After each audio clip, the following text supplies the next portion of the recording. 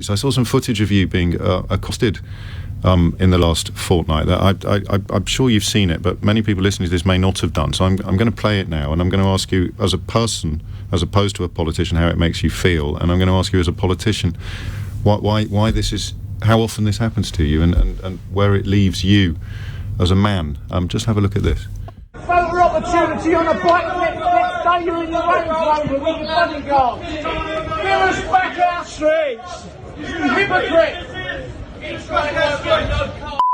Lives matter. How many contracts you put out to tender? None.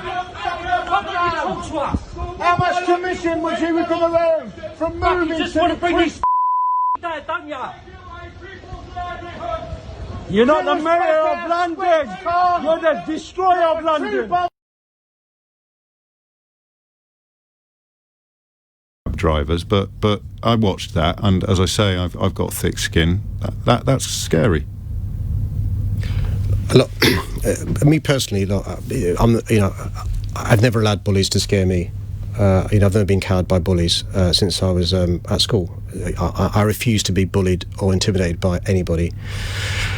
The distressing thing for me was I wasn't aware that it had been recorded, and my wife was very upset, my daughters were very upset when they saw it, my siblings were very upset, my friends were very upset, and a lot of the time when I experienced that sort of behaviour, I don't talk about it. That sort of behaviour?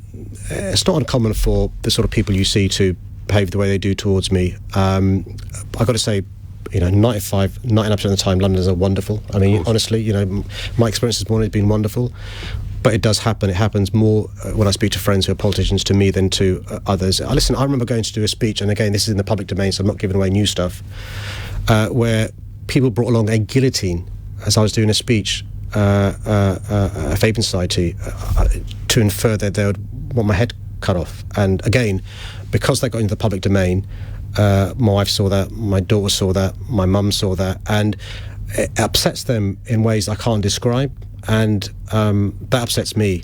And the thing is, I've always, James, and you've always pulled me up on this, said why I don't talk about some of the stuff I receive more. I remember the conversations we've had, and the reason is, James, look, I've spent my entire adult life encouraging minorities and women and others to get involved in mainstream politics, right?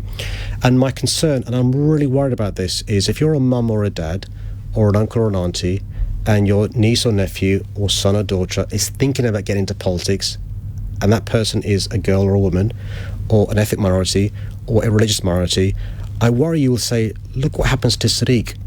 Don't do it. Why would you want to do it? So I never talk about it voluntarily, James. You've asked me, so I'm responding. Yes. And I wasn't the person to put out that video. But, I'd say to young people who are ethnic minorities or LGBTQ+ or disabled or women, the vast majority of people are wonderful. And, you can change people's lives for the better.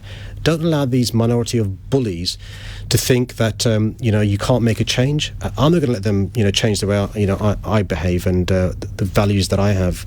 And nor should you. Get involved in mainstream politics, get involved in public service, get involved in changing our society, because these guys want us not to. And we're not going to let them. That never makes you think of jacking it all in?